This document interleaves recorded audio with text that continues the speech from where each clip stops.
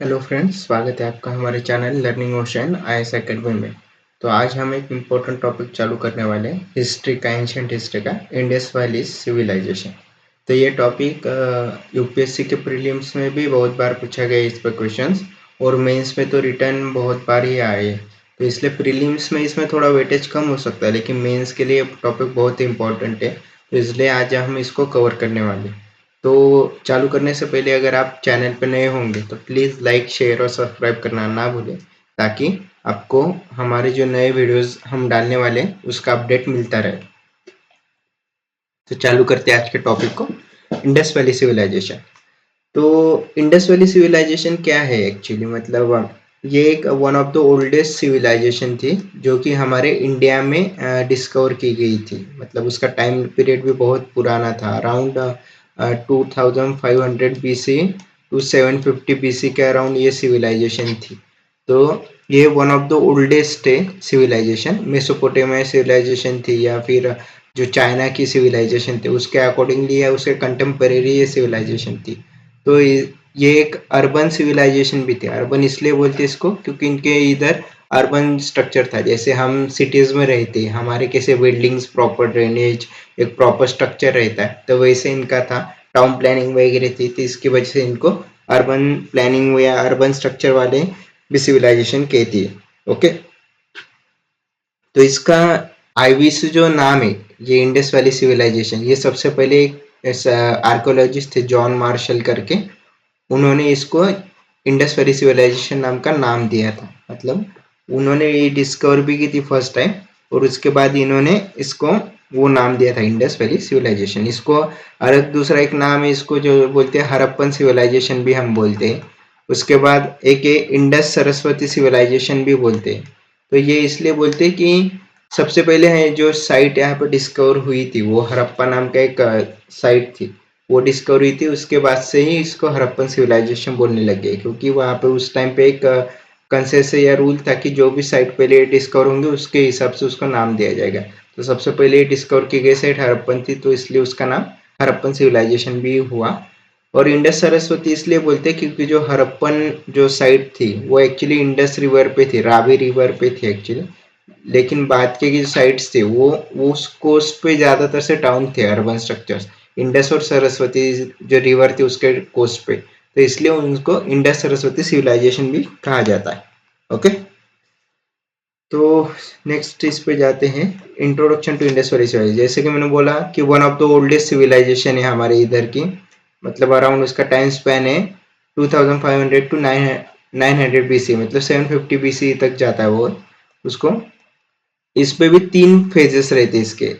एक early Harappan phase जिसको बोलते हैं, उसके बाद एक मैच्योर हड़प्पन फेज है, और थर्ड है लेटर हड़प्पन फेज। तो ये अर्ली वाला अराउंड उसके पहले के जाता है 2500 बीसी के पहले, मतलब अराउंड 4000 बीसी। 7000 से तो हमारा न्यूलिथिक एज चालू हुआ था, तो 7000 टू अराउंड 3000 बीसी को हम अर्ली हड़प्पन फेज बोलते हैं। जबकि वहाँ पे कुछ कुछ सिटीज डेवलप हुई थी, कुछ नहीं हुई थी। वो अर्ली एग्रीकल्चरिस्ट फेज था जहाँ पे लोग एग्रीकल्चर करना वगैरह सीख रहे थे। 7000 बीसी न्यूलिथिक एज में तो एग्रीकल्चर का डिस्कवरी हुआ था कि कैसे एग्रीकल्चर करते हैं वगैरह। तो इसलिए उसको हम एक न्यूलिथिक एज या फिर अर्ली हड़प्पन एज भी बोलते हैं। उसके बाद mature Harappan phase. Mature Harappan phase मतलब जो ये इंडस वैली सिविलाइजेशन का फेज है, जो 2500 बीसी टू 900 बीसी के अंडर में आता है। जब क्राफ्ट्स एंड प्रोडक्शन बहुत बढ़ गया था, अर्ली टाउन प्लानिंग था, अच्छे से ड्रेनेज सिस्टम थी, ट्रेड वगैरह था, कॉइन सिस्टम, बार्टर सिस्टम था। उसके बाद लोगों का जो लाइफस्टाइल था वो भी बहुत इम्प्रूव हुआ था, तो उसको हम मैच्योर हड़प्पन फेज बोलते हैं। ओके, और उसके बाद आता है लेटर हड़प्पन फेज। मतलब जो सिविलाइजेशन थी हड़प्पन सिविलाइजेशन, वो डिक्लाइन होने के बाद भी कुछ कुछ जगह पे कुछ सिविलाइजेशंस वहाँ पे थी, तो उनको हम लेटर हड़प्पन फेज बोलते हैं। वो एक्चुअली रूरल सिविलाइजेशन थी, मतलब ज्यादा वो मैच्योर अर्बन उन्होंने कैरेक्टरिस्टिक्स डिफाइन नहीं किए थे, तो वो रूरल सिविलाइजेशंस वगैरह थी। इनके वो सब पार्ट्स थे, रेमिनेंट्स जिसको बोलते हैं, तो उसको हम लेटर हड़प्पन फेज बोलते हैं। ओके, तो इसमें तीन फेज थे। हमें जो हम हड़प्पन फेज या हड़प्पन सिविलाइजेशन अभी सीख रहे हैं, इंडस वैली सिविलाइजेशन, वो majorly related with the mature Harappan phase. Okay, ये कहाँ पे थी? इंडिया और पाकिस्तान में थी। जो हमारे इंडिया के जो पंजाब साइड में वगैरह इंडस रिवर वगैरह फ्लो होती थी, तो उस साइड में इनके बहुत सारे साइट्स लोकेटेड थी। और पाकिस्तान में भी बहुत उस टाइम पाकिस्तान हमारा ही पार्ट हुआ करता था, तो इसलिए वहाँ पे भी बहुत सारे साइट्स थे। सिंध था, अफगानिस्तान था, शोरतुगाई वगैरह बहुत सारे साइट्स पाकिस्तान में भी है। अभी जो रिसेंटली डिस्कवर हुई साइट है वो राखीगढ़ी, राखीगढ़ी नाम की एक साइट है जो कि हरियाणा में है हमारी इधर, और वो बहुत वेल डेवलप साइट है जो आर्कियोलॉजिस्ट वगैरह एक्सकैवेशंस कर रहे हैं।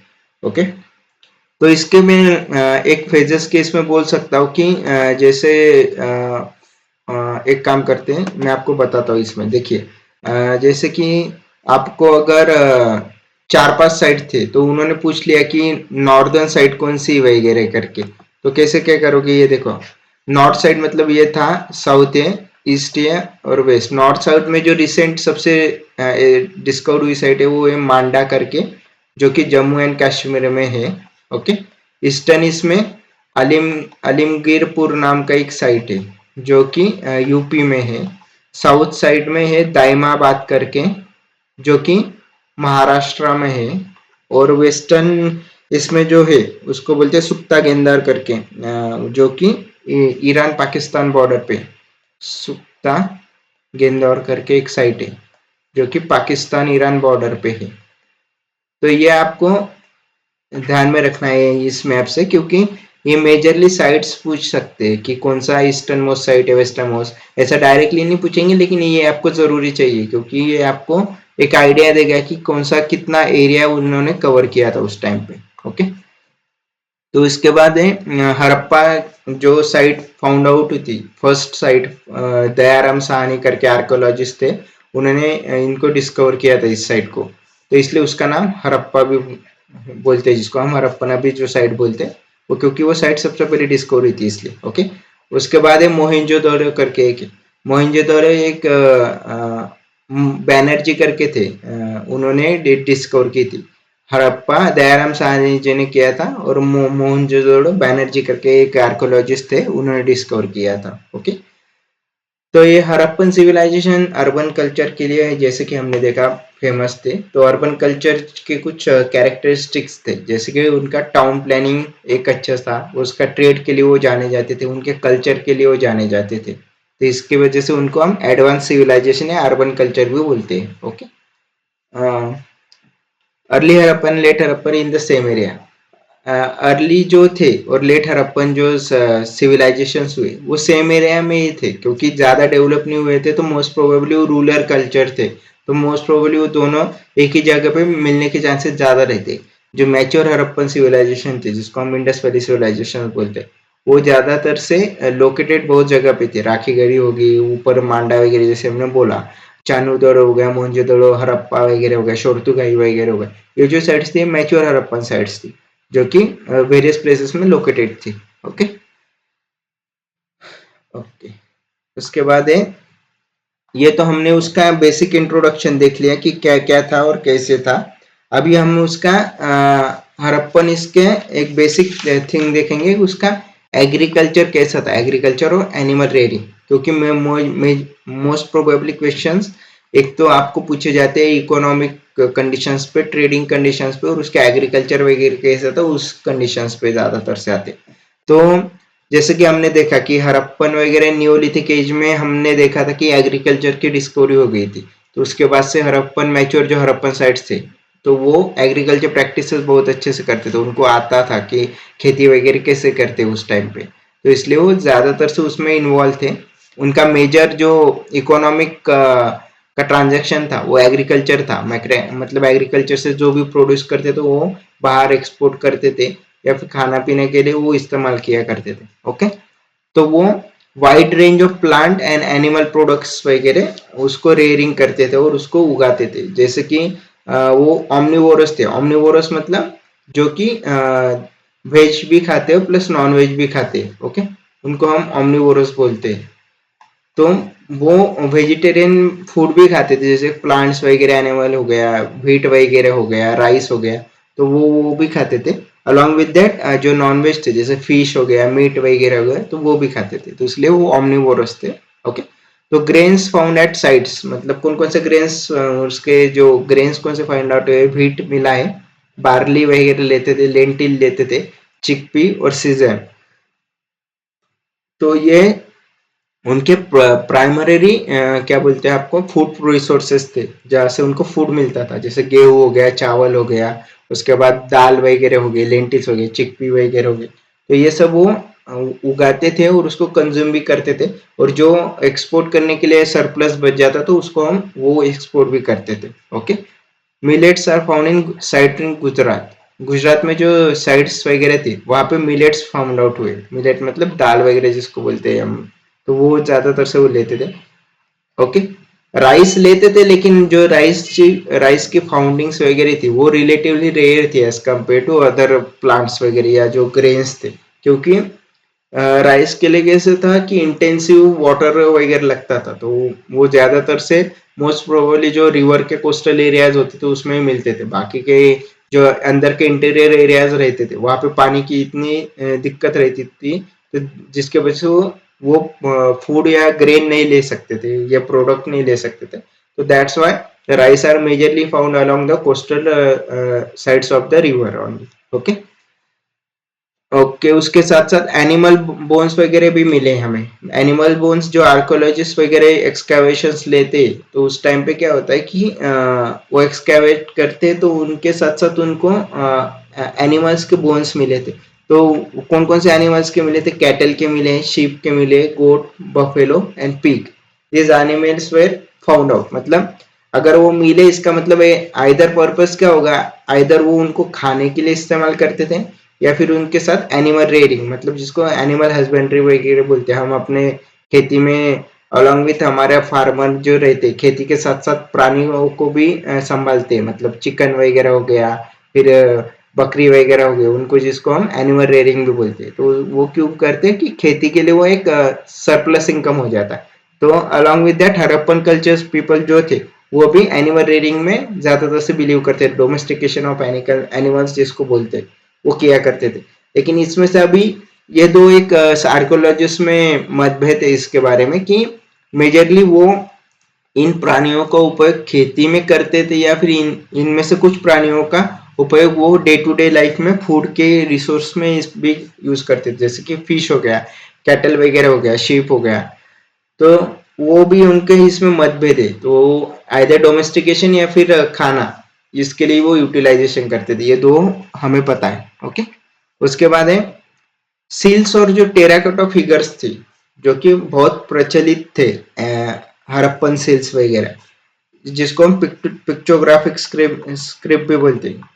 पिक्चोग्राफिक स्क्रिप्ट मतलब क्या है, ये जो ऐसा इमेज दिख रहा है वैसे वहां पे ना ऐसे पिक्चर्स रहते थे, ना कि हमारे लेटर्स रहते, जैसे अब ये एग्रीकल्चर में कैसे लेटर्स है, ए है, जी है, आर है, ये लेटर्स लिखे, तो वहां पे ये लेटर्स नहीं रहते थे, लेकिन कुछ पिक्चर्स रहते, जैसे कि बुल के पिक्चर हो गया, फिर उसके बाद कुछ ग्रेन के इसमें होंगे, तो ऐसे कुछ सिंबल्स रहते थे, पिक्चर्स रहते थे। तो वो पिक्चोग्राफिक स्क्रिप्ट होने की वजह से हमें डिसिफर नहीं कर पाए, हम उसको पढ़ नहीं सकते, क्योंकि हमें पता ही नहीं उन्होंने क्या लिखा है, क्योंकि उसका किसी के साथ रेफरेंस ले पाए वगैरह, तो इसलिए वो अभी तक डिसिफर्ड की गई नहीं है, हम उसको पढ़ नहीं सकते। लेकिन मेजर सील्स और टेराकोटा फिगर्स वगैरह रहते थे, उस पे वन हॉर्न बुल वगैरह रहता था, जैसे जिसको हम यूनिकॉर्न बोलते हैं। यूनिकॉर्न के सर पे कैसे एक सिंग रहता था, वैसे ही बहुत सारे सील या पिक्चर जो स्क्रिप्ट्स वगैरह उसमें उसका हमें डिपिक्शन मिलता है।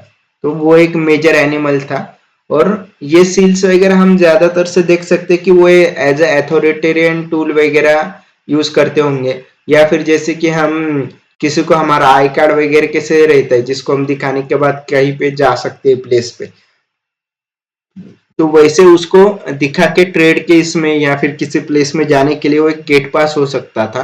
तो लेकिन अभी तक वो आर्कोलॉजिस्ट के इसमें भी मतलब उनमें ही मतभेद है कि वो किस पर्पज से यूज किया गया था, लेकिन इतना तो फिक्स था कि वो एक अथॉरिटी का सिंबल रहता था।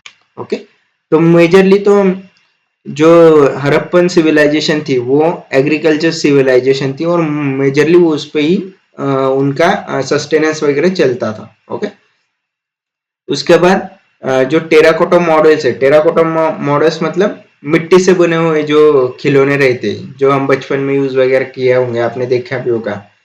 तो वो ज्यादातर से टेराकोटा मॉडल्स वगैरह मिले हैं उसकी। अभी जो ये ऐसे मैंने बुल की इमेज देखी, ये जो है ये टेराकोटा मॉडल है, मतलब मिट्टी से बना हुआ है यानी। तो ऐसे वो इमेजेस बहुत वहां पे मिले हैं। उसके बाद प्लग का भी एक इमेज मिला है। प्लग का इमेज मतलब वो मॉडल मिला है, जिसकी वजह से हमें क्या सिग्निफिकेंस देता है कि भाई अगर ये मिला है तो इसका मतलब वो वहां पे यूज करते थे एग्रीकल्चर प्रोड्यूस में, वो इसको यूटिलाइज करते थे प्लग के मॉडल को। ओके। और ये जो बुल का सिंबल दिखा है, ये मेजरली वो यूटिलाइज करते होंगे जो कि एग्रीकल्चर जो जैसे हम हमारे खेती में बैलों का इस्तेमाल करते हैं, वो उनके प्लग वगैरह उसके कंधे पे डाल के जो हम जुताई करते हैं खेतों की, तो उस टाइम पे ये से जो बुल दिखाया गया है उसको यूटिलाइज करते होंगे वो प्लग के लिए। ओके। तो वो मतलब इससे ये डिफाइन क्या होता है कि इससे ये पता चलता है कि उस टाइम के एग्रीकल्चर बहुत एडवांस था और वो यूटिलाइजेशन भी करते थे। मतलब उनके जो प्लग मॉडल था वो मेजरली वुडन का बना होगा या फिर कॉपर मेटल का बना होगा। ओके। सेकंड थिंग, इंडस ये रह गया था बताना, इंडस वैली सिविलाइजेशन है चालकोलिथिक साइट है, कल्चर है। चालकोलिथिक कल्चर मतलब कॉपर स्टोन एज जिसको बोलते हैं, उनके इसमें कॉपर का इस्तेमाल ज्यादातर से होता था। स्टोन प्लस कॉपर का ज्यादा इस्तेमाल होता था, इसलिए उनको चालकोलिथिक कल्चर भी बोलते हैं। ओके। और उनको आयन, जो हमारे इसमें जो मेजरली अभी यूटिलाइज होता है आयन, वो उनको पता नहीं था, ये एलिमेंट उनको पता नहीं था, तो इसका इस्तेमाल वहां पे नहीं होता था। तो मेजरली कॉपर का इस्तेमाल करते थे और स्टोन्स वगैरह और कुछ अदर मेटल्स होंगे उनका। ओके। उनकी जो मेजर साइट्स थी वो सेमी एरिड लैंड्स में लोकेटेड थी। सेमी एरिड मतलब जहाँ पे ज्यादा बारिश नहीं होती है, लेकिन अ, थोड़ी प्रमाण या थोड़े से इसमें पोर्शन में बारिश होती थी, जिसकी वजह से क्या होता था, अभी सेमी एरिड लैंड होने के कारण क्या होता है, फिर लोगों को जो खेती करते होंगे वो कैनल सिस्टम डिवाइड करते हैं, वेल्स वगैरह करते हैं, क्योंकि उससे वाटर रिजर्वायर वगैरह बना सकते हैं, जिससे वाटर कंजर्वेशन की टेक्निक्स वो ज्यादातर से यूटिलाइज कर सके for agriculture purposes. So that's why major sites are located in the semi-arid lands, जैसे राजस्थान गुजरात वगैरह साइड हो गया, तो उस साइड में ज्यादातर से उनके साइट्स वगैरह लोकेटेड थी। ओके। और उसकी वजह से क्या हुआ, इरिगेशन ज्यादातर से लगता था, क्योंकि बारिश ज्यादा होती नहीं थी सेमी एरिड लैंड्स में, तो पानी की दिक्कत होती थी, तो इसलिए इरिगेशन का उन्होंने डेवलपमेंट किया था उस टाइम पे। तो irrigation was majorly developed during that region. Okay.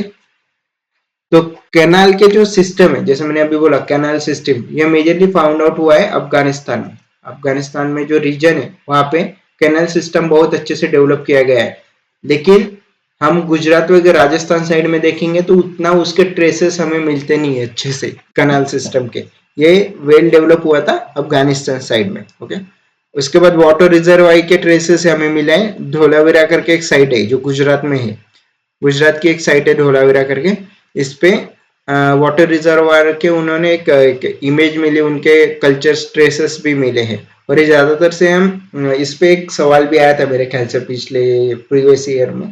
तो ये आपको साइट्स वगैरह जो है वो मेजरली इंपॉर्टेंट है इंडस वैली, जो ये हड़प्पन का जो चैप्टर है इसमें, कि कौन से इसमें क्या मिला था। हड़प्पन साइट में क्या था, 6 ग्रेनरीज इन रो था, मोहनजोदड़ो में ग्रेट बाथ था, डांसिंग गर्ल का स्टैचू था, प्रीस्ट का स्टैचू था, वो कहाँ से मिले, पर्टिकुलर साइट्स में क्या क्या उनकी स्पेशलिटी, वो आपको एक बार पढ़ना पड़ेगा, वो इम्पोर्टेंट भी इसके लिए। ओके। उसके बाद ये एक इम्पोर्टेंट पॉइंट था कि इंडस वैली पीपल थे, जो जिसको हम हड़प्पन पीपल बोलते, वो first producer of the cotton थे इन द वर्ल्ड। मतलब उन्होंने कॉटन प्रोड्यूस किया था, जिसको हम सिंडन बोलते थे उस टाइम पे। ओके। वो लोग, तो उन्होंने कॉटन मैन्युफैक्चर मतलब कॉटन वो उगाते भी थे और उसको प्रोड्यूस भी करते थे, मतलब उनके क्लोथिंग पैटर्न्स वगैरह भी अच्छे रहे होंगे उस टाइम पे। और वो एक कॉटन एक्सपोर्ट भी करते होंगे, मतलब जैसे मेसोपोटामिया हो गया, उसके बाद बहरीन वगैरह हो गया, ये जो गल्फ के स्टेट थे उसमें उनका मेजरली व्यापार चलता था, ट्रेडिंग चलती थी। क्योंकि कोस्टल टाउन थे, लोथल जो एक साइट है जो कि इंडस वैली सिविलाइजेशन की बहुत फेमस साइट है, वो पोर्ट है। पोर्ट मतलब समुद्र किनारे पे ये थे, तो उसके वहां से वो गल्फ कंट्रीज में एक्सपोर्ट करते थे, जैसे मेसोपोटामिया हो गया जो मॉडर्न डे इराक है, उसके बाद बहरीन वगैरह हो गया, तो इन लोगों को वो ये पोर्ट क्या बोलते हैं एक्सपोर्ट करते थे और उनसे उनके पर्टिकुलर इसमें कुछ चीजें देते होंगे, क्योंकि कॉइन सिस्टम या फिर करेंसी सिस्टम उस टाइम पे नहीं था, लेकिन बार्टर सिस्टम था। तो वो एक कॉटन देके कुछ लेते होंगे उसके बदले में। तो हमें पता नहीं वो क्या लेते थे, लेकिन इतना तो फिक्स है कि वो एक्सपोर्ट करते थे ये सब। ओके, तो वेल ट्रेड डेवलप था उस टाइम पे। उसके बाद टाउन प्लानिंग, ये सेकंड इंपॉर्टेंट फैक्टर है इंडस वैली सिविलाइजेशन का चैप्टर जब आप पढ़ते हो तो ये इंपॉर्टेंट फैक्टर है। एक है उनका एग्रीकल्चर ट्रेड और दूसरा है टाउन प्लानिंग। इसके लिए वो बहुत फेमस थे, Indus valley civilization people town planning के लिए बहुत फेमस थे। तो टाउन प्लानिंग क्या होता है, पर्टिकुलर इसमें जो हम टाउन बनाते तो वेल एस्टेब्लिश रीजन में थे, प्लस एक पर्टिकुलरली क्या स्ट्रक्चर वे में उसको प्लान किया गया था, जिसको हम प्लान सिटी जो बोलते हैं आज के इसमें, जैसे स्मार्ट सिटी प्लान सिटी जो हम बोलते हैं, क्योंकि वेल ग्रिडेड रोड्स रहते, उसके बाद का ड्रेनेज सिस्टम अच्छे से डेवलप किए रहते, पार्क्स वगैरह रहते, 2 स्टोरी बिल्डिंग्स वगैरह रहते, एक प्रॉपर फॉर्मेट में घर बांधे हुए रहते, वेंटिलेशन वगैरह रहता है। तो उस टाइम पे टाउन प्लानिंग इंडस वैली के पीपल जो सिविलाइजेशन के पीपल थे उन्होंने किया था। तो उनके टाउन प्लानिंग के क्या क्या कैरेक्टरिस्टिक थे, एक तो फर्स्ट वो अर्बन कल्चर थे। ओके, सेकंड वो जो भी घर वगैरह बनाते थे उनका जो टाउन था वो दो पार्ट्स में डिवाइड था, एक था लोअर टाउन और दूसरा था सिटाडेल। ओके, तो ये जो सिटाडेल वाला जो पार्ट था, ये जो थोड़े से जो अपना लोअर पार्ट था उससे ऊपर इस पे रहता था ऐसे थोड़ा सा, इसके नीचे फाउंडेशन रहता था ऐसे बहुत, और उसके ऊपर सिटाडेल वगैरह कंस्ट्रक्ट किया रहता था। तो इसका मेजर सिग्निफिकेंस ये है कि एक अथॉरिटेटिव ये बोल सकते हैं जिसको, एडमिनिस्ट्रेटिव बिल्डिंग्स वगैरह जैसे हमारे रहे थे उस टाइम में, एडमिनिस्ट्रेटिव बिल्डिंग रही होगी उस टाइम पे।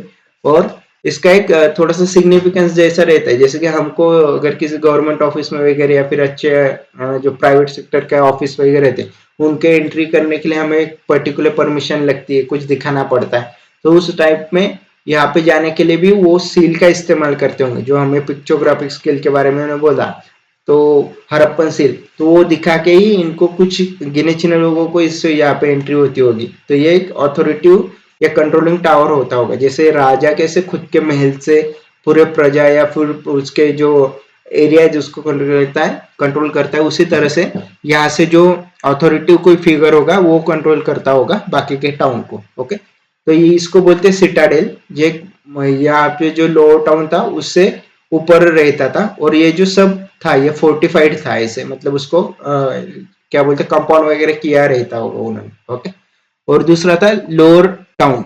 लोअर टाउन मतलब ये सिटाडेल से नीचे इस पे रहता था। ओके, और जो सिटाडेल रहता होगा वो रहता था वो वेस्टर्न पार्ट पे रहता था, और जो लोअर टाउन रहता था वो ईस्टर्न पार्ट पे रहता था। मोस्ट प्रोबेबली हर इसमें बोल रहा हूँ, चन्नूदरे करके एक साइट है जिसमें सिटाडेल हमें मिलता नहीं है। ओके, उसको हम बोलते हैं सिटी विदाउट सिटाडेल, चन्नूदरो को एक साइट है वहां पे।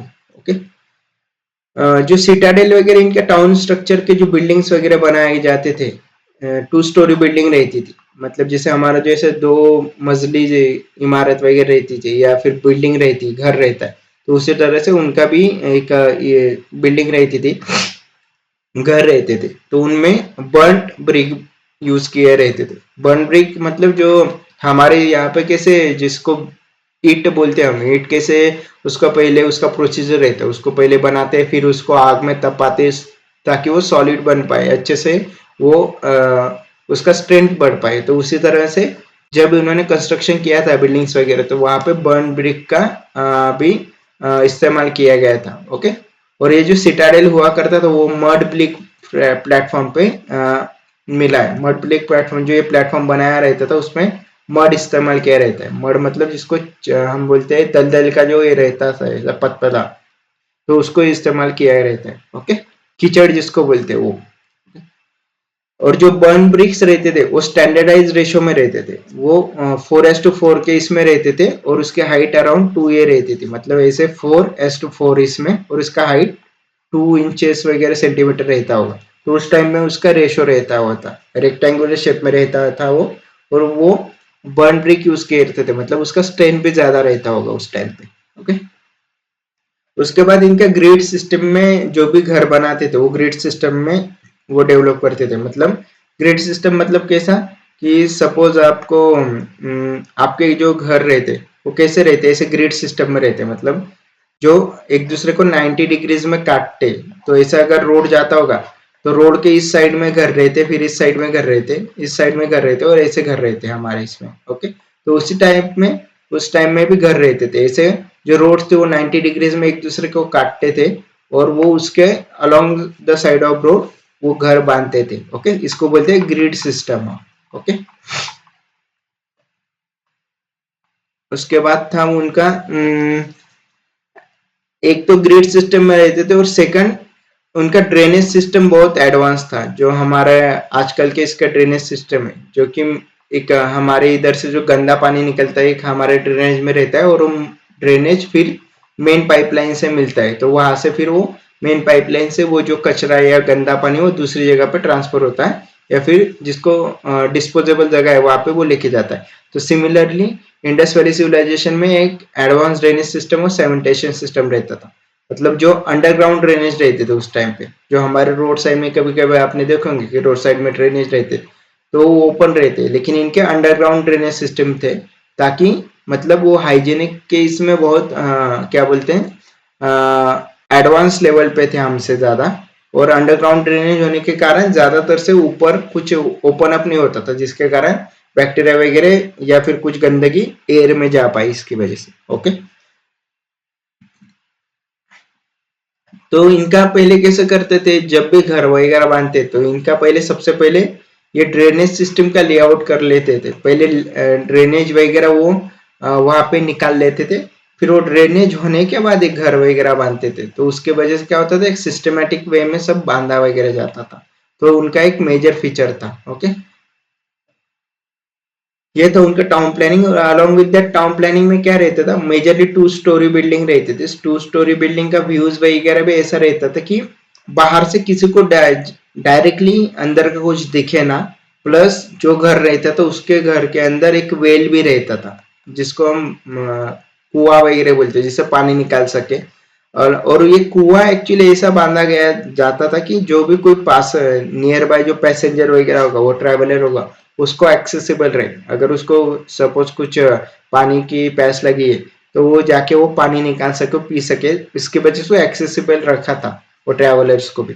और अंदर का जो घर का सिस्टम था वो भी जैसे हमारा मॉडर्न डे लेआउट जैसे रहता है कि किचन अलग रहता है, फिर बेडरूम अलग रहता है, फिर हॉल अलग रहता है। तो उसी टाइम में उनका भी ऐसे रहता था कि मतलब हॉल अलग रहता, किचन अलग रहता, एक सेपरेट एरिया रहता था for the kitchen area as well. और किचन वाला जो एरिया था उसमें विंडोज वगैरह रहती थी ताकि वेंटिलेशन वगैरह रहे वहां पे।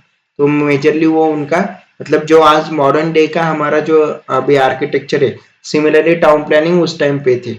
ओके, उनके साइड। उसके बाद है आर्किटेक्चर। आर्किटेक्चर के लिए भी आर्ट एंड आर्किटेक्चर बोल सकते हैं, उनका स्कल्पचर्स वगैरह वो भी बहुत उनके टाइम पे फेमस थे। ओके, जो कोर्ट यार्ड था आपका, जो घर का कोर्ट यार्ड वगैरह रहता है, वहां पे रूम रहते थे ऑल साइड्स में। वो क्यों रहते थे, क्या ताकि वेंटिलेशन में आसानी हो जाए, आज अच्छे से हवा वगैरह आती रहे वहां पे, इसलिए। ओके, हर एक हाउस रहता था उसका खुद का बाथरूम रहता था, जो कि ब्रिक के जैसा हमारा कैसे बाथरूम रहता है हर घर में वैसे रहता था।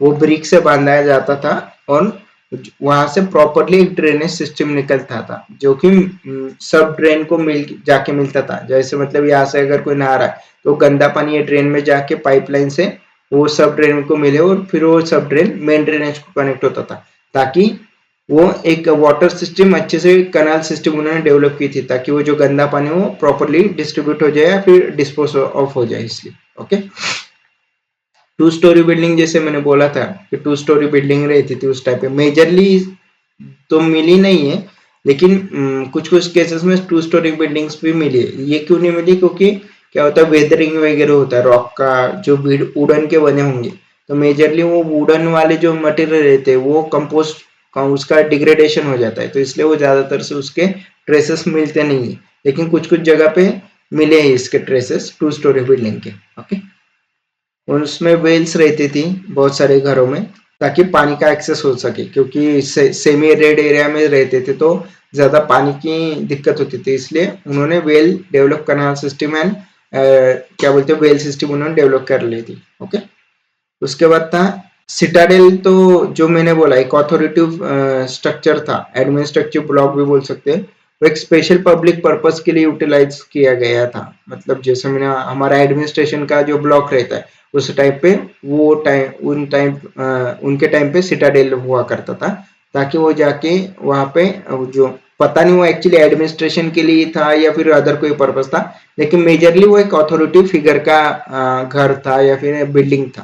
ओके, उसमें से कुछ कुछ जो भी साइट्स मिले तो उनमें कुछ डेवलपमेंट या बोलो या फिर कुछ अच्छे से उनके आर्टिफैक्ट्स या स्ट्रक्चर मिले, जैसे कि मोहनजोदड़ो करके साइट थी। हड़प्पा के बाद सबसे मेजर साइट यही है मोहनजोदड़ो। तो उसमें क्या मिला है, उसमें एक ग्रेट बात करके एक मिला है, एक स्ट्रक्चर है जहाँ पे ऐसा बहुत बड़ा एक बाथिंग एरिया मिला है। ऐसा लंबा है, ऐसा भी चौड़ा है, जैसे हमारे किसी स्पेशल रिचुअल वगैरह जैसे स्विमिंग पूल कैसे रहता है बहुत बड़ा रहता है, उसी टाइम पे वहां पे भी मिला है। उसमें वेल स्ट्रक्चर्ड है इतना। उसके बाद यहाँ पे ड्रेनेज सिस्टम भी उसको वेल, उसमें स्टेयर कैसे मतलब किसी को उतरने के लिए जाना होगा वगैरह।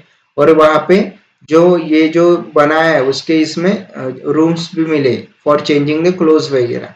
तो ये जो स्ट्रक्चर है ये मोहनजोदड़ो के इसमें मिला है। और वो मेजरली इसका पर्पस होता होगा उस टाइम पे, आर्कोलॉजिस्ट वगैरह ने उन्होंने बताया कि मेजरली रिचुअलिस्टिक पर्पस के लिए होता होगा। जैसे हमारे महाकुंभ में वगैरह हम जाते नहाने के लिए, तो कैसे वहां पे रहते थोड़े से उस टाइप में उसका हो सकता है पर्पस। लेकिन वही पर्पस था ऐसा आर्कोलॉजिस्ट भी नहीं बोलते, लेकिन उन्होंने एक उसका एक क्या बोलते हैं पर्पस बताया है, या फिर उसका एक एक पॉसिबिलिटी बताई कि वो हो उसके लिए यूटिलाइज कर सकते हो।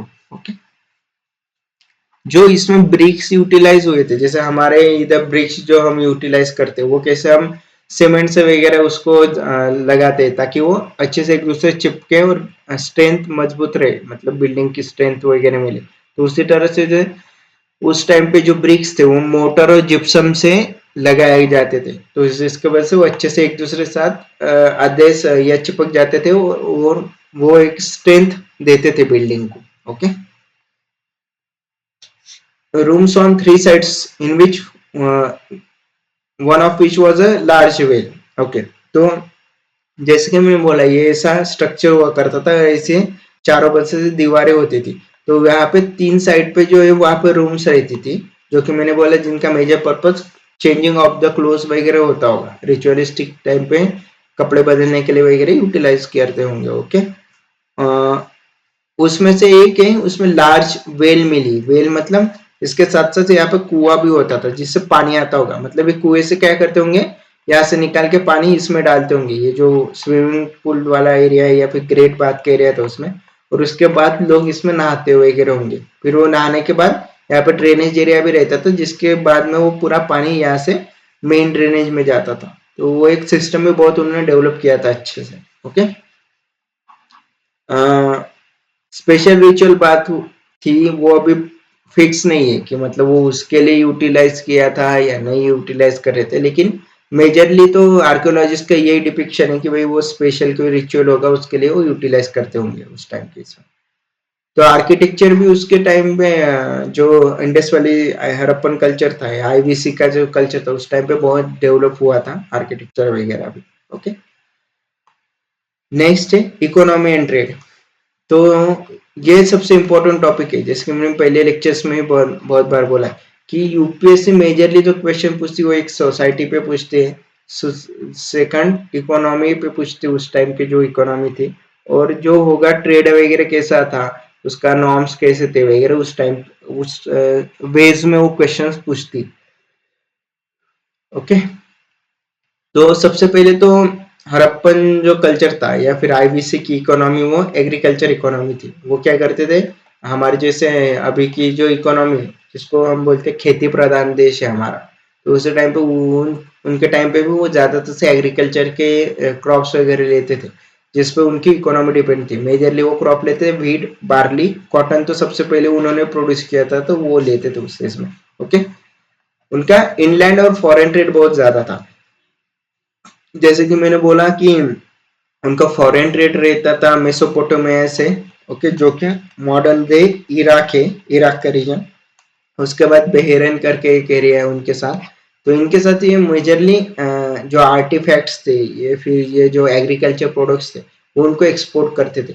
अभी जैसे मैंने बोला, लोथल नाम का एक पोर्ट सिटी था उनके इसमें, तो यहाँ से गल्फ रीजन था, ये जो मेसोपोटामिया और बहर है, तो इनको ये एक्सपोर्ट करते थे। वहाँ पे शिप्स वगैरह उनके भी, इनके यहाँ पे टेराकोटा फिगर्स मिले, तो इसकी वजह से हमें ये पता चलता है कि वो भी शिप डेवलपमेंट वगैरह वो अच्छे से कर पाते थे उस टाइम पे। ओके, डोमेस्टिकेशन ऑफ एनिमल्स था, जैसे बफेलो था, ऑक्स था, एलिफेंट था, बाकी के भी थे चीज, जैसे बकरी वगैरह हो गया, शीप गोट वगैरह हो गया, चिकन हो गया, फिश हो गया, तो इनका भी वो रेयरिंग करते थे। तो मेजरली इनका फूड एज ए इस्तेमाल फूड करते थे, या फिर वो उनको फिर डे टू डे लाइफ में भी उनका कुछ इस्तेमाल करते होंगे, जैसे ऑक्स हो गया, बफेलो हो गया, इनके खेती के काम के लिए इस्तेमाल करते होंगे उस टाइम पे। ओके, तो डोमेस्टिकेशन ऑफ एनिमल भी वहां पे ही था। कुत्ता भी था उनके इसमें, जो डॉग था उसको भी बहुत अच्छे से उन्होंने डोमेस्टिकेटेड किया था। ओके, मेसोपोटामिया के साथ, मॉडर्न डे इराक के साथ उनका अच्छे से ट्रेड था। ये एक मेजर पॉइंट है कि उनके इसमें use of weights and measure of trade, मतलब जो वेट सिस्टम था उनके इसमें बहुत अच्छे से डिफाइन किया था, और एक्यूरेट वेट थे उसके सिस्टम में। जैसे हमारे कहाँ पे, हमारे इधर कैसे वेट्स रहते, 1 किलो का, 2 किलो का, 10 किलो का वगैरह जो वेट सिस्टम है, उसी टाइम पे उनके यहाँ पे भी ये अच्छे से उन्होंने वेट सिस्टम डिफाइन किया था। हर एक इसमें कैसे वेट्स थे उनके अकॉर्डिंगली वो कैसे मेजर करते थे, तो उनके इस टाइम पे ये उन्होंने डेवलप किया हुआ सिस्टम था। ओके, मेजर ये मेजरली यूटिलाइज किए जाते थे वेट्स वगैरह किसी ट्रेड के पर्पज से। मतलब जैसे हम किसी को क्वांटिटी बेचते हैं, दुकानदार हमें कुछ देता है तो माप के देता है, तो उसी तरह से वो भी वेट्स का इस्तेमाल इसी पर्पस के लिए करते होंगे, कितने क्वांटिटी देनी है, किसके अगेंस्ट में देनी है, तो उस पर्पज से। ओके, सबसे बड़ा एक ड्रॉबैक है, उनके टाइम पे सील्स वगैरह मिले हैं हमें, उसके बाद आर्टिफैक्ट्स वगैरह भी मिले, बीट्स वगैरह मिले, लेकिन उनके इस पर कोई कॉइन्स का कुछ ज्यादा ऐसा कुछ मिले नहीं, या फिर जो भी मिले तो उसका पर्टिकुलर यूजेस वो सिर्फ एक्सचेंज या ट्रेड मीडियम के लिए करते थे एज ए करेंसी, ऐसा भी कुछ उन्होंने डिस्कवरी अभी तक हुई नहीं है। तो मेजरली उनके टाइम पे बार्टर एक्सचेंज होता था। बार्टर एक्सचेंज मतलब जैसे कि फॉर एग्जांपल मेरे पास गेहूं है और मुझे दूध चाहिए, और मुझे फिर ऐसा आदमी ढूंढना पड़ेगा जिसके पास दूध है और जिसको गेहूं चाहिए, तो मैं क्या करूंगा, मेरे इस दर के 1 किलो गेहूं उसको दूंगा, वो उसके बदले मुझे 1 लीटर दूध देगा। तो इसको बोलते हैं बार्टर सिस्टम। विदाउट करेंसी जो होता है उसको हम बार्टर सिस्टम बोलते हैं। तो उस टाइम पे ये प्रिवेलेंट रहता था। तो मेजरली फिर मेसोपोटामिया हो गया, बहरैन वगैरह हो गया, तो इनके साथ में बार्टर सिस्टम के इसमें काम करते थे कि भाई वो कुछ पर्टिकुलरली आइटम देते होंगे, उसके बदले में कुछ उनसे लेते होंगे। ओके, इनके इसमें पिक्चोग्राफी स्क्रिप्ट था, जैसे कि मैंने बोला वन हॉर्न बुल वगैरह ऐसा स्क्रिप्ट था, कुछ लेटर सिंबल्स थे जो कि हम डिसिफर नहीं कर पाए अभी तक, तो वो मेजरली सील्स पे फाउंड आउट होते हैं। और उनकी इसमें बॉस्ट्रोफेडान राइटिंग थे। बॉस्ट्रोफेडान राइटिंग मतलब हम लिखते वक्त कैसे लिखते हैं, लेफ्ट साइड से चलते हैं, ऐसे ऐसे पूरा लिखते हैं, उसके बाद फिर से नीचे लिखने के लिए फिर से स्टार्ट करते हैं लेफ्ट साइड से, फिर लिखते जाते हैं। तो बॉस्ट्रोफेडान लिपि में क्या होता है कि ये राइट साइड से लिखना चालू करते हैं, यहाँ से चालू करते हैं, फिर यहाँ पे आके डायरेक्टली यहाँ पे नहीं जाते, फिर ये लेफ्ट साइड से चालू करते हैं, यहाँ पे आने के बाद फिर राइट साइड से चालू करते हैं, फिर लेफ्ट साइड से चालू करते हैं, ऐसे वो लिखते थे उस टाइम पे। तो उनकी बॉस्ट्रोफेडान राइटिंग बोलते हैं उसको। ओके, और मेजरली वो पिक्चोग्राफिक स्क्रिप्ट होने के कारण हम आज तक उसको डेसिफर नहीं कर पाए। ओके, मेजरली और रिसेंट जो डेसिफर्ड स्क्रिप्ट है वो है ब्राह्मी स्क्रिप्ट, जो कि 1837 में जेम्स प्रिंसेप नाम के एक आर्कोलॉजिस्ट थे, उन्होंने डेसिफर की थी। ओके, मेजरली सील होंगे उनपे, तो जो सील्स रहते थे ऐसे रेक्टेंगुलर इसमें रहते थे, वो स्टिएटिट करके नाम का एक पत्थर था, उससे बनाए जाते थे। वो बहुत सॉफ्ट रहता था, जिसकी वजह से वो इजीली कार आउट करते थे, उस पर नक्शी काम वगैरह करते होंगे, या फिर उसको कटिंग का काम होते होगा, तो इजीली कट कर पाते थे। तो स्टिएटिट करके एक पत्थर रहता था, उससे वो बनाए जाते थे उस टाइम पे। ओके, और वो जो सील्स रहते थे उसमें मेजरली हम्पलेस बुल, मतलब जो हमारा बैल रहता है उसके ऐसे पीठ पे कैसे ऊपर का पार्ट रहता है आया हुआ नेक के साइड में, तो वैसे ही वो हम्पलेस बुल मेजरली सील्स पे रिप्रेजेंट करते थे उस टाइम पे। तो इकोनॉमिक्स वगैरह उनका अच्छा था, मेजरली तो उनका ट्रेडिंग पे ही था, एक्सपोर्ट वगैरह करते थे, एग्रीकल्चरिस्ट थे, और अर्बन सेक्टर होने के कारण मेजर उनका एक्सपोर्ट्स वगैरह, एग्रीकल्चर गेन, आर्टिफैक्ट्स वगैरह इस पे ज्यादा फोकस रहता था। ओके, और इनके इसमें जो आर्किटेक्चर बोल सकते हैं, कल्चरल जो थीम थे वो बहुत अच्छे से हुआ था, मतलब बीड मेकिंग का हो गया, फिर हार वगैरह हो गया, उसके बाद टेराकोटा फिगर्स हो गया, सील्स वगैरह हो गया, ये ज्यादातर से बनाए जाते थे, इनके प्रोडक्शन सेंटर्स थे। जैसे मैंने एक साइड बताई आपको चन्हू दरो करके, तो ये साइट्स में मेजरली इसी के लिए फेमस थी कि उसमें बीड मेकिंग की कला बहुत अच्छे से किया जाता था, वहां पे ज्यादा प्रोडक्शन होता था उसका। ओके, नेक्स्ट है रिलीजन। रिलीजन मेजरली तो जो इंडस वैली सिविलाइजेशन है उसमें रिलीजन तो ज्यादा कुछ था नहीं, मतलब वो ऐसा उनके इसमें टेम्पल्स वगैरह भी मिले नहीं है, तो उनका रिलीजन तो मोस्टली वो नेचर को ही मानते थे, उनका भगवान वगैरह जो रहते होंगे वो नेचर में बिलीव करते थे। वहाँ पे कुछ टेम्पल्स आउट फाउंड आउट नहीं हुए, किसी टेम्पल के स्ट्रक्चर्स वगैरह, तो किसी पर्टिकुलर डिटी में वो मानते नहीं थे।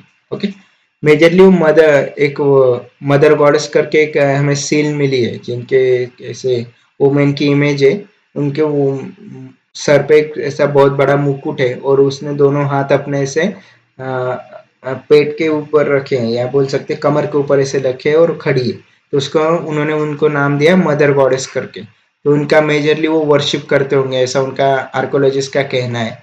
उसके बाद एक पशुपति सील करके एक, तो पशुपति सील जिसको हम प्रोटोशिवा शील भी बोलते हैं, सील।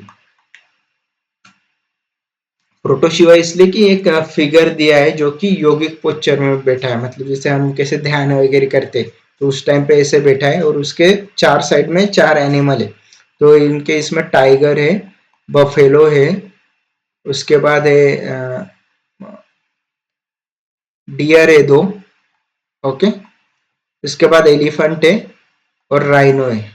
ओके, तो ऐसे चार ये एनिमल है, उसके बाद दो डियर उसके पास में बैठे, ऐसे टोटल 6 एनिमल है वो सील में, और वो बैठे, तो इसको हम प्रोटोशिया भी बोलते हैं, या फिर पशुपति सील। पशुपति सील मतलब जिसको हम बोल सकते हैं कि जो कि भगवान है इनका, एनिमल्स का वगैरह, तो उसको हम बोलते हैं पशुपति सील। ओके, एविडेंस के कोई टेम्पस के कुछ एविडेंसेस मिले नहीं उस टाइम के इसमें, तो वो ज्यादातर से मेजरली नेचर में वर्शिप करते थे, तो इसलिए वो ज्यादा कुछ मिले नहीं वहाँ पे। ओके, वो एक्चुअली, और सेकंड थिंग ये है कि वो मेजरली फर्टिलिटी के लिए भी बहुत पूजा करते हैं, मतलब योनि का सिंबल मिला है, फिर लिंगम का सिंबल मिला है, तो इसके वजह से आर्कोलॉजिस्ट ने क्या डिस्कवर किया कि वो मेजरली फर्टिलिटी के लिए वगैरह उनके इसमें पूजा वगैरह करते होंगे, उनको बहुत मानते थे वो उसमें टाइम पे। ओके, उनके इसमें सोशल स्ट्रेटिफिकेशन था, स्ट्रेटिफिकेशन मतलब जिसको हम थोड़ा सा बोल सकते हैं ना वर्ना सिस्टम नहीं, लेकिन एक सोसाइटी में नॉमेनक्लेचर रहता है कि कोई बड़ा आदमी है, कोई छोटा आदमी है, कोई दूसरा बिजनेस कर रहा है, कोई जॉब कर रहा है वगैरह, सोशल स्ट्रेटिफिकेशन होता है। तो वो सोशल स्ट्रेटिफिकेशन उस टाइम पे भी था, मर्चेंट्स थे, आर्टिशंस थे, फार्मर्स थे, इस लेवल पे उनका सोशल स्ट्रेटिफिकेशन हुआ था। तो ये मेजरली हमें क्या बताता है कि उस टाइम की सोसाइटी किस तरह से डिवाइडेड थी, डिवाइडेड मतलब कौन कौन से सेक्शंस में डिवाइड हुई थी। ओके, आर्ट एंड कल्चर जैसे मैंने सील्स, पॉटरी, बीड्स वगैरह बोला, वो उनके इसमें बहुत फेमस था। चनुदरो करके एक साइट है जहाँ पे which was famous for the bead making, मतलब छोटे छोटे ऐसे स्टेटिट से बीड्स बनाए जाते थे रेक्टेंगुलर सर्कुलर शेप्स में, और उस पे नक्शे काम वगैरह किया करते थे वो। Okay, terracotta figurines of women heavily jewelled, some elaborate head dressers, mother goddess वगैरह, इनके फिगर्स वगैरह बहुत मिले उन टाइम पे। जो उनके ज्वेलरी वगैरह वो भी जैसे स्टेटिट से बनी रहती थी, गोल्ड था उनके इसमें, कैस्पियन स्टील वगैरह था, या फिर जास्पर करके एक मनी था, तो वो भी ज्यादातर से वो भी पहनती थी, तो उनसे एलॉबरेट ज्वेलरी मेकिंग भी उस टाइम पे होती थी। Okay, lingam worship for fertility, जो अभी मैंने बताया, योनि की भी वो फर्टिलिटी के लिए एक वर्शिप करते थे। ओके, उनके बाद एक वन हॉर्न एनिमल जिसको हम यूनिकॉर्न भी बोलते हैं अभी केस में, वो मेजरली सील्स पे पाया जाता है, बहुत जो भी सील्स होंगे इंडस वैली सिविलाइजेशन उसके सील्स पे वन हॉर्न राइनो बहुत मिलता है, तो वो एक majorly unicorn depicted on seals, उसको हम बोल सकते हैं उनके साइड में वो उसके फिर पूजा करते होंगे पता नहीं, लेकिन वो उसके सील्स पे बहुत ज्यादा बार दिखाई दिया गया है। ओके, उसके बाद है प्रोटोशिवा सील, जैसे कि मैंने बोला पशुपति सील, जिसको हम एनिमल गॉड भी बोलते हैं उस टाइम के इस पे, जो कि उसके 4 साइड में एनिमल रहते थे, tiger, elephant, rhino, buffalo and two deer. Okay, second thing, Indus valley civilization के पीपल को लायन पता नहीं था, और उसको उनको हॉर्स के बारे में भी कुछ ज्यादा जानकारी नहीं थी। दो हॉर्स के कुछ रिमेन्स वगैरह मिले हैं उनको, शोरतुगाई से सुक्ता के अंदर करके एक साइट है गुजरात में, वहां पे हॉर्स के क्या बोलते बोन्स वगैरह मिले, लेकिन वो सिर्फ वही एक साइट की जहाँ से मिले, बाकी कहीं से उनको हॉर्स के कुछ आर्टिफैक्ट्स वगैरह या बोन्स वगैरह जो नहीं मिले, तो मेजरली उनको अननोन था, ऐसा आर्कोलॉजिस्ट का मानना है। ओके, नेक्स्ट है सोसाइटी। तो सोसाइटी का स्ट्रेटिफिकेशन कैसा था, उस टाइम की सोसाइटी कैसी थी, वो मेजरली उनका डिपिक्शन कैसे करते हैं कि जो बरियल साइट्स थी, बरियल साइट्स मतलब जो मरने के बाद जिसको दफनाया जाता है, तो वो कैसे रहती थी उनके टाइम पे, तो उस टाइप से उनका स्ट्रेटिफिकेशन है, उस टाइम की सोसाइटी कैसी थी, ये आर्कोलॉजिस्ट ने डिस्कवर किया है। ओके, लेड इन पिट्स मतलब उनको दफनाया जाता था मेजरली। ओके, उनके साथ साथ जो भी आदमी को या औरत या फिर कोई भी हो उनको दफनाया जाता था, तो उनके साथ साथ ज्वेलरी भी वो उसके साथ साथ बरी करते थे, मतलब गोल्ड के ऑर्नामेंट्स वगैरह होंगे, फिर पॉट रहते थे उनके, पॉटरी वगैरह, तो उसमें कुछ उनके बीड्स वगैरह रहते थे, वो उसको डाल के उनके साथ दफनाते थे। अलॉन्ग विद दैट, सपोज किसी का कोई ऐसा प्राणी होगा, पालतू प्राणी वगैरह, तो उसको भी उसके मरने के बाद वही उसे ग्रेव में दफनाते थे।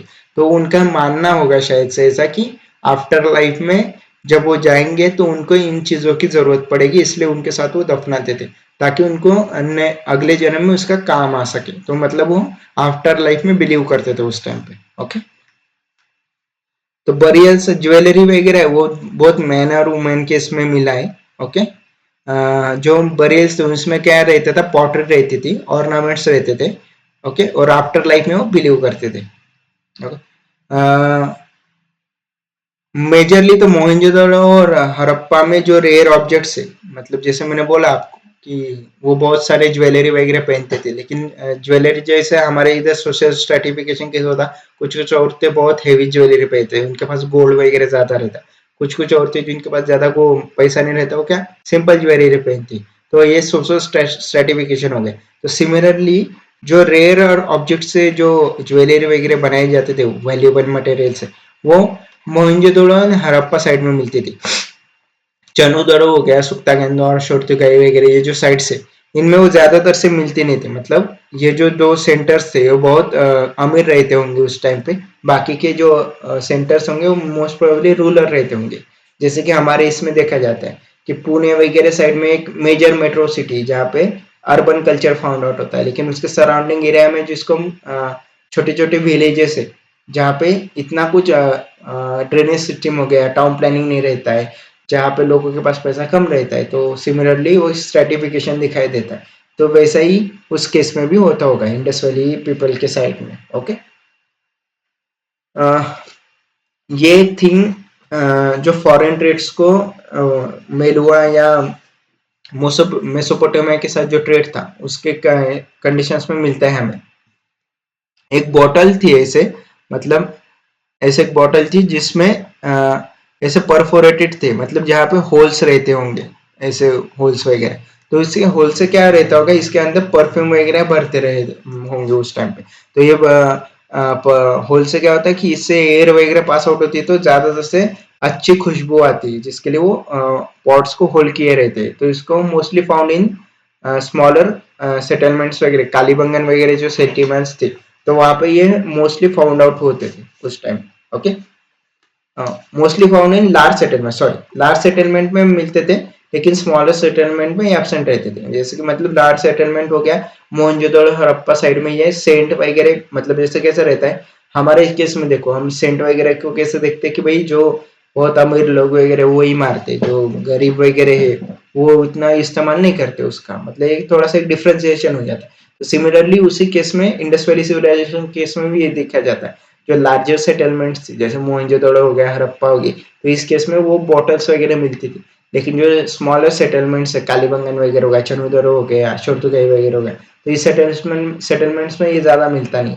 इसका मतलब इसमें भी गरीब और अमीर ऐसा थोड़ा सा उधर रहता होगा। मतलब जो अमीर लोग थे वो मेजरली टाउन्स में रहते थे, गरीब वगैरह या थोड़े लेस प्रॉस्परस जो लोग थे वो रूरल इसमें रहते होंगे। ओके। जो चनूदरो का मैंने एक बोला साइट जो कि बीड़ी मेकिंग के लिए बहुत फेमस थी। ओके, वो कोस्टल साइड में थी, जिसकी वजह से क्या होता था कि जैसे हमारे इसमें कैसे रहता है, जो बड़े शहर्स रहते हैं उसमें एमआईडीसी वगैरह रहते हैं। ओके, और उसके साइड में स्मॉलर विलेजेस वगैरह रहते। तो क्या करते हैं मेजरली लोग स्मॉलर विलेजेस से एमआईडीसी वगैरह साइड में काम करने के लिए जाते हैं। ओके, फैक्ट्रीज में वगैरह। तो सिमिलरली ये चनूदरो भी एक बीड मेकिंग का एक एरिया रहता था। मतलब छोटे छोटे जो बीड्स वगैरह वो बनाते होंगे और फिर यहाँ से वो बीड जो सप्लायर करते होंगे हड़प्पा और ये मोहनजोदड़ो को, मतलब वो जो मेजर टाउन होंगे वहां पे वो जाके बेचते होंगे। ओके, तो ये जो बीड मेकिंग या आर्टिफैक्ट्स थे उसके लिए मेजर कौन से मटेरियल्स यूज करते थे? एक कार्नेलियन करके एक रहता था, ब्यूटीफुल रेड कलर का एक स्टोन रहता था, तो वो यूटिलाइज करते थे।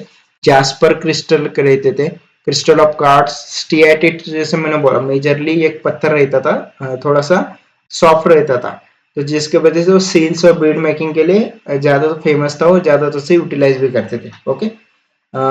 एक और चीज, जैसे कि मैंने बोला कि इंडस वैली सिविलाइजेशन है चालकोलिथिक थी। चालकोलिथिक कल्चर मतलब जिसको कॉपर स्टोन एज भी बोलते हैं।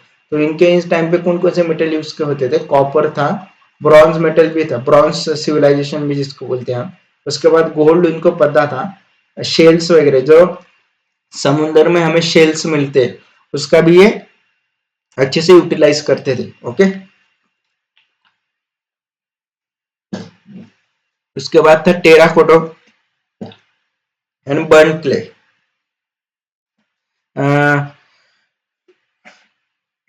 टेराकोटा का यूटिलाइज इसलिए करते थे जो हमें फिगर्स वगैरह मिली है बहुत सारी, हम पुल की होगी, सील्स वगैरह होगी, वो ज्यादातर से उसके लिए यूटिलाइज करते थे टेराकोटा फिगर। मतलब मिट्टी के जो खिलौने वगैरह रहती थी, मिट्टी के सील्स वगैरह रहती थी, उसके लिए वो ज्यादातर इस्तेमाल होते थे।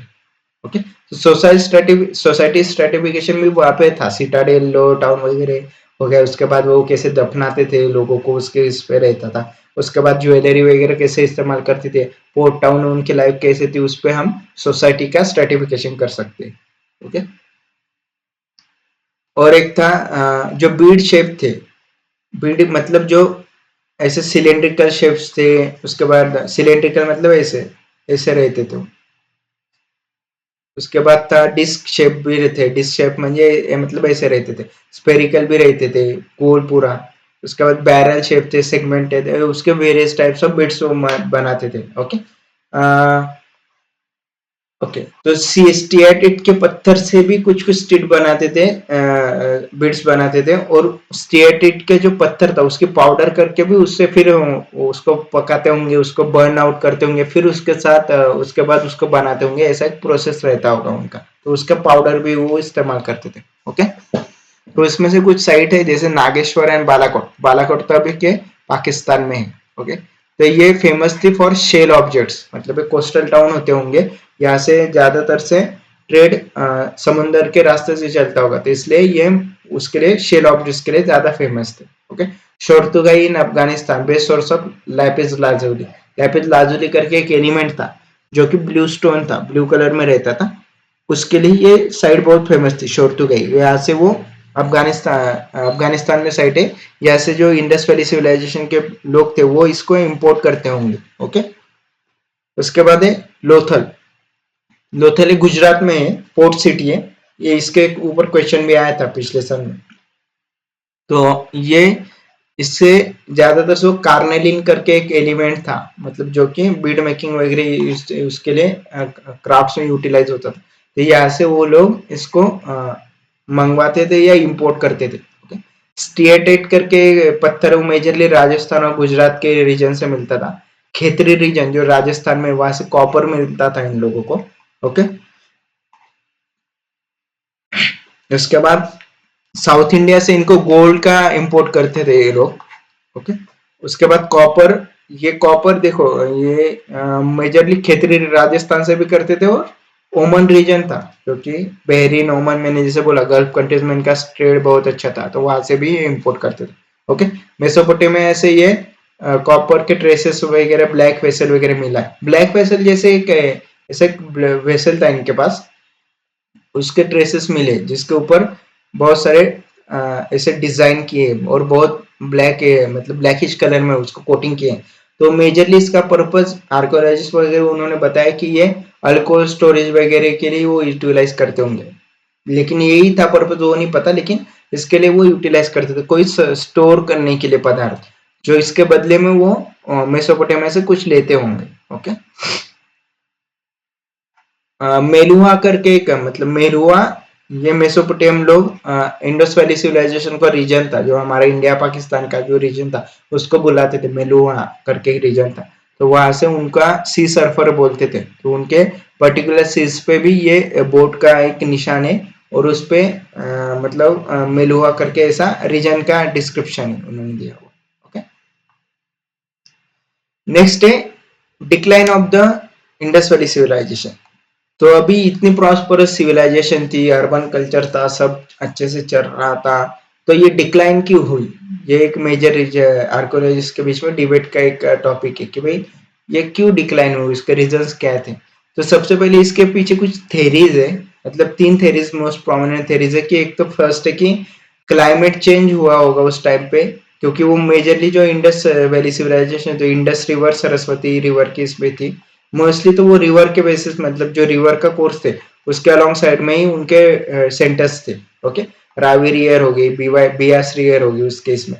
तो क्लाइमेट चेंज से इनका क्या कहना था कि क्लाइमेट चेंज उस टाइम पे हुआ होगा, जिसके कारण जो पानी था उस रीजन में, पहले से वो सेमी एरिड रीजन था, मतलब पानी की किल्लत थी। तो क्लाइमेट चेंज की वजह से पानी का शॉर्टेज हुआ होगा, जिसकी वजह से उनका फिर जो डिक्लाइन हुआ है वो इसके वजह से हुआ, मतलब पानी वगैरह नहीं मिला, फिर एग्रीकल्चर क्रॉप्स वगैरह रिडक्शन हो गया उसमें प्रोडक्शन में। फिर उसके बाद पैसा कम आना हो गया, तो ट्रेड भी कम हो गया। तो उसके बाद क्या हुआ, आर्ट फैक्ट्स थे, मतलब जो बीड मेकिंग वगैरह सेंटर्स थे वो बंद हो गए होंगे, तो उसके वजह से इकोनॉमी डिक्लाइन हो गई। तो इकोनॉमी डिक्लाइन होने के बाद वो सिविलाइजेशन कोलैप्स हो गई, ऐसा उनका मानना है। सेकंड थ्योरी है कि रिवर कोर्सशिप। रिवर कोर्सशिप मतलब इंडस रिवर थी और बियास रिवर वगैरह, ये सब रिवर के इस पे थे, सरस्वती रिवर पे। तो इन्होंने जो पहले रिवर ऐसे फ्लो होती होगी उसने कोर्स बदल दिया होगा, और वो कुछ अलग डायरेक्शन में फ्लो होना चालू हो गई होगी। किसी क्लाइमेट चेंज बोलो, अर्थक्वेक बोलो, या फिर कोई नेचुरल कैलामिटी आए होंगे जिसके वजह से वो हुआ होगा, ऐसा कहना है। तो उसके कारण क्या हुआ, पानी नहीं था। जैसे कि मैंने एग्रीकल्चर पे मेजरली वो सिविलाइजेशन थी, तो पानी नहीं मिलेगा तो एग्रीकल्चर कैसे करेंगे, तो उसकी वजह से वो मोस्टली डिक्लाइन होगी रिवर्स कोर्स शिफ्ट की वजह से, ऐसा इनका कहना है। और थर्ड है, लेकिन ये थोड़ा सा क्या बोल सकते हैं उसको, कंट्रोवर्शियल थ्योरी है। ये मेजर प्रूफ नहीं है इसमें, ये जो थ्योरी इसके रिगार्डिंग में आर्कोलॉजिस्ट या जो हिस्टोरियंस हैं उनके बीच में भी डिबेट चल रही है कि ये सही है नहीं। उसको बोलते हैं आर्यन इन्वेजन थ्योरी। तो एक डेड मैन लेन करके एक नैरो वैली है, जहाँ पे कुछ स्कल्स एंड बोन्स मिले थे जिसपे कुछ घाव के निशान वगैरह थे। तो उससे उन्होंने क्या डिपिक्ट किया कि भाई कुछ लोग आए होंगे जो नॉर्थ साइड से, ऊपर के साइड से आए थे, आर्टिक रीजन वगैरह से, वो डिस्प्लेस हुए होंगे, उन्होंने माइग्रेशन किया होगा, उनके साथ फिर इनका कुछ वॉर हुआ होगा हड़प्पन लोगों का, और उसमें उनका फिर क्या बोलते हैं, इन्वेजन किया होगा आर्यन लोगों ने। तो ये ऐसा है कि उन्होंने थ्योरी बनाया था, लेकिन ये सिर्फ वो जो स्कल वगैरह वो सिर्फ उसी एक पर्टिकुलर साइट्स पे मिले, बाकी के साइट्स में ऐसे कुछ निशांस दिए नहीं है, निशांस मिले नहीं है, ना वॉर साइंस है, ना किसी के मरने के निशांस वगैरह, ना किसी का स्केलेटन वगैरह उस फॉर्म में फाउंड आउट हुआ है। तो उसकी वजह से मोस्ट प्रोबेबली डिबेटेबल थ्योरी है। ऐसा इन्वेजन हुआ था ये तो वो भी कहते नहीं है, लेकिन थोड़ा सा उनका बीच में डिबेट है कि भाई है, हो सकता है ऐसा करके। तो ये मोस्ट प्रोमिनेंट 3 थ्योरीज है उनके बीच में, कि इन थ्योरी की वजह से या इन सबके कम्युनिटी पे की वजह से इंडस वैली सिविलाइजेशन डिक्लाइन हुए होंगे। ओके, जो 1800 बीसी था, मतलब इंडस वैली सिविलाइजेशन का पीरियड था 2500 टू अराउंड 1750 बीसी। तो 1800 के टाइम में जो चोइस्तान के साइड था, तो वो मेजरली जो मैच्योर हड़प्पन साइड थी, तो वो एबंडन होगी, मतलब वहां पे कुछ ज्यादातर से ऐसे लोगों ने उसको छोड़ दिया ऐसे निशान से या फिर एविडेंसेस मिले, तो इसका मतलब वहां पे कुछ डिक्लाइन हुआ होगा या फिर ट्रेड नहीं होता होगा या फिर एग्रीकल्चर प्रोडक्शन नहीं होता होगा, तो इसकी वजह से उन्होंने छोड़ दी होगी वो जगह। ओके, मेजरली डिक्लाइन के वो कैसे डिफाइन करते कि डिक्लाइन हुई थी सिविलाइजेशन, क्योंकि जो डिस्टिंक्टिव आर्टिफैक्ट्स थे जो कि हड़प्पन सिविलाइजेशन का मेजर एक क्या बोल सकते हैं उसको, एक डिस्टिंक्टिव पिक्चर था कि उनके आर्टिफैक्ट्स बहुत फेमस थे, मतलब बीड मेकिंग हो गया, सील्स वगैरह हो गया, उनके फिर फिगर्स टेराकोटा के फिगर्स वगैरह, तो वो सब वैनिश हो गए या फिर उनका डिसअपियर हो गए उस टाइम पीरियड से, मतलब उसके फिर आगे चल के उसके अवशेष वगैरह नहीं मिलते, उसके ट्रेसेस नहीं मिलते। तो इसकी वजह से क्या फिर आर्कियोलॉजिस्ट या हिस्टोरियंस ने क्या डिस्कवर किया कि भाई उसके बाद इकोनॉमी डाउनग्रेड होती होगी, उसकी वजह से फिर उनके पास पैसा वगैरह नहीं होता होगा प्रॉस्परस लाइफ जीने के लिए, उनके पास संसाधन नहीं होंगे, उसकी वजह से ये आर्टिफैक्ट्स वगैरह डिक्लाइन हुए होंगे। तो उनका कहना था कि ये एक पर्टिकुलर पॉइंट है या फिर एविडेंस है जो कि दर्शाता है कि उसके बाद डिक्लाइन होना चालू हो गया था after 70-50 BC Indus valley civilization का। ओके, जो हाउस कंस्ट्रक्शन टेक्निक्स थे वो डिटोरिएट हो गए, मतलब जो हमने बोला टाउन प्लानिंग वगैरह था, जो इंडस वैली सिविलाइजेशन का एक मेजर पॉइंट था कि ग्रिड लाइक स्ट्रक्चर था, टू स्टोरी बिल्डिंग्स था, जो पैटर्न था वो डिक्लाइन होना चालू हो गया था। फिर बाद में कैसे तो भी घर बांधे गए, मतलब कि उसका कुछ स्ट्रक्चर वे नहीं था। तो ये हमें एक दर्शाता है कि भाई उसके बाद में इंडस वैली सिविलाइजेशन डिक्लाइन हो गया था, उनके पास इतना इकोनॉमिकली अफोर्डेबल नहीं थी सिचुएशन, तो कि अच्छे से वो घर भी बांध पाए, तो इसलिए टू स्टोरी बिल्डिंग तो मिलती नहीं वहां पे। तो एक पॉइंट है कि जो उसको दर्शाता है कि भाई हाँ 1750 के बाद आईवीसी डिक्लाइन होना चालू हो गई थी। ओके, जो लेटर जो मैंने बोला था लेटर हड़प्पन कल्चर, तो जो सिविलाइजेशन उस टाइम पे या फिर ट्रेसेस मिले उस टाइम पे, वो मोस्टली रूरल है। रूरल मतलब जिसको विलेज पीपल की लाइफ स्टाइल्स वगैरह बोलते हैं, अर्बन कल्चर वहाँ पे फॉर्म आउट नहीं होते। तो उसकी वजह से उनका एक कहना था कि भाई 1800 के बाद में ये जो नई सिविलाइजेशन आई जिसको लेटर हड़प्पन कल्चर भी बोलते हैं, मोस्ट प्रोबेबली रूरल सेटलमेंट्स में थी, रूरल कल्चर जिसको बोलते हैं। तो अर्बन कल्चर्स वहाँ पे ट्रेसेस दिखाई नहीं देते, तो उसके बाद वो डिक्लाइन हो गई थी इंडस वैली सिविलाइजेशन, ऐसा हिस्टोरियंस और आर्कोलॉजिस्ट का कहना है। ओके, तो मोस्ट प्रोबेबली जो मैच्योर हड़प्पन कल्चर जिसको हम बोलते हैं वो अराउंड 2500 बीसी टू 1750 बीसी के इसमें था उसका टाइम पीरियड। ओके, नेक्स्ट है, हाँ अभी देखते हैं प्रीवियस ईयर में। ये तो अभी तक का हमने इंडस वैली सिविलाइजेशन का देख लिया कि रिलीजन कैसी थी, सोसाइटी कैसी थी, इकोनॉमी कैसी थी, वहाँ पर ट्रेड कंडीशंस क्या थी, टाउन प्लानिंग क्या थी, वो अर्बन कल्चर क्यों था वगैरह, वो सब हमने देख लिया। तो अभी इस पे देखते हैं कि यूपीएससी कैसे क्वेश्चंस पूछते हैं, प्रीवियस ईयर के कुछ क्वेश्चंस हमने कलेक्ट किए तो देखते हैं। अभी ये वाला आया था 2023 में, with reference to the Indian history, Alexander Lee, H. Longhurst, Robert Sewell, James Burgess, Walter Elliot were associated with. तो ये सब जो थे वो एक्चुअली आर्कोलॉजिकल एक्सकैवेशन से रिलेटेड थे। ये जो सब आर्कोलॉजिस्ट थे, इन्होंने बहुत सारे जो सिस्टम से या फिर आर्कोलॉजी एक्सकैवेशन किए, जैसे कि इन्होंने अमरावती स्तूपा वगैरह हो गया, इंडस वैली सिविलाइजेशन के कुछ इंडस वैली सिविलाइजेशंस के कुछ ये बोलते हैं जिसको हम क्या बोलते हैं साइट्स वगैरह थे वो डिस्कवर किए थे, उसका आर्टिफैक्ट स्टडी किए थे। अभी रिसेंट साइट थी जो राखीगढ़ी हरियाणा में, तो उस टाइम पे भी उस पे एक वेल प्रिजर्व साइट है जिसके बारे में एक्सकैवेशंस करे आर्कोलॉजिस्ट, तो ये सब उससे रिलेटेड थे। ओके, नेक्स्ट है, which one of the following ancient town is well known for its elaborate system of water harvesting and management by building a series of dams and channelizing water into connected reservoirs। Okay, तो ये 2021 में आया था prelims में, तो इसका correct answer था धोलावीरा। तो देखिए मैंने अभी यहाँ पे आपको बताया भी था कि धोलावीरा करके एक साइट थी जो कि फेमस थी आर्किटेक्चर और उसके इसके लिए वाटर रिजर्वायर के लिए। ओके, टाउन प्लानिंग में हमने देखा था। है, देखो वाटर रिजर्वर कैपेसिटी धोलावीरा करके। तो उसी इसमें क्वेश्चन भी उन्होंने पूछ लिया कि भाई इसमें क्या पूछा गया था, मतलब कौन सी साइट थी, तो धोलावीरा करके थी। कालीबंगन मतलब इसलिए एक राजस्थान में साइट है, इसको कालीबंगन इसलिए बोलते हैं कि यहाँ पे ना जो बैंगल्स थे, बैंगल्स मतलब जिसको हम चूड़ी बोलते हैं, वो काले कलर के थे, ब्लैक कलर के बैंगल्स मिलते थे ऐसे, तो that's why it is called as the Kalibangan. Okay, Rakhigarhi ये साइट रिसेंटली एक्सकैवेटेड है और वेल प्रिजर्व है, ये हरियाणा में लोकेटेड है। ओके, मॉडर्न इसकी है, मेच्योर हड़प्पन इसकी। तो इसका आंसर था धोलावीरा कर। नेक्स्ट है which one of the following is not a Harappan site. Okay, ये अराउंड आया था 2019 में क्वेश्चन पूछा गया था हमें, तो इसमें से कौन सी हड़प्पन साइट नहीं पूछा था। चनुदरो है, ओके, कोटडीजी भी है, सोहागोरा नहीं है, और देसालपुर, देसालपुर एक एक्चुअली गुजरात में लोकेटेड साइट है। ओके, तो सोहागोरा ये कॉपर प्लेट इंस्क्रिप्शन है जो कि मौर्यन टाइप में आए थे, उस पर उन्होंने अशोका वगैरह चंद्रगुप्त मौर्य उन्होंने इंस्क्रिप्शन लिखे हुए थे, हड़प्पन साइट नहीं। कोटडीजी वगैरह और चनुदरा ये बीड मेकिंग के लिए बहुत फेमस साइट्स थी। ओके, तो ये तो था, देसालपुर भी गुजरात में लोकेटेड था। तो ये मेजरली देखिए, मतलब ये साइट्स पे पूछ रहे, उसके बाद उनके कल्चर, रिलीजन या फिर जो सोसाइटी उसके बारे में पूछ रहे। ओके, उसके फिर टाउन प्लानिंग में क्या क्या था, कौन सी साइट्स फेमस थी, तो वो मेजरली साइट्स पे ज्यादा क्वेश्चंस आ रहे हैं इस पे। ओके, उसके बाद ये 2017 के एक प्रीलिम्स में पूछा था, ये देखिए अल्टरनेट इस पे पूछ रहे, 17 को पूछा था, 19 को पूछा था, 2021 को पूछा था, उसके बाद 2023 को पूछा था। तो अल्टरनेट इसमें एक एक हड़प्पन सिविलाइजेशन आईबीसी पे क्वेश्चन है। With reference to the difference between the culture of Rigvedic Aryan and Indus Valley people, which one of the following statement are correct? Okay.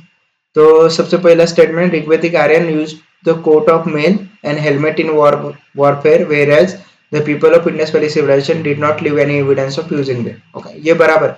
Indus valley civilization के case में हमें कहीं पे भी ये evidence नहीं मिलता कि उन्होंने वॉरफेयर में हिस्सा लिया था या फिर वो वेपन्स वगैरह यूटिलाइज करते थे।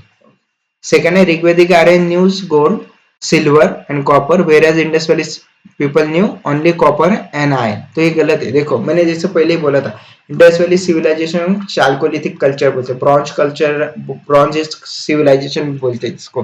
तो इसलिए बोलते हैं कि उनको कॉपर और स्टोन पता थे, उनको आयरन नहीं पता था। आयरन डिस्कवर होता अराउंड 1000 बीसी के बाद, जो सिविलाइजेशन थे उसमें ये आयरन का डिस्कवरी वगैरह हुआ था, तो उनके सिविलाइजेशन को पता है, ना कि जो इंडस वैली सिविलाइजेशन थे उनके टाइम पे आर्यन का आयरन का डिस्कवरी नहीं हुआ था, तो इसलिए सेकंड स्टेटमेंट गलत है। ओके, थर्ड है Rigvedic Aryan had domesticated the horse whereas there is no evidence of Indus Valley people having been aware of this animal।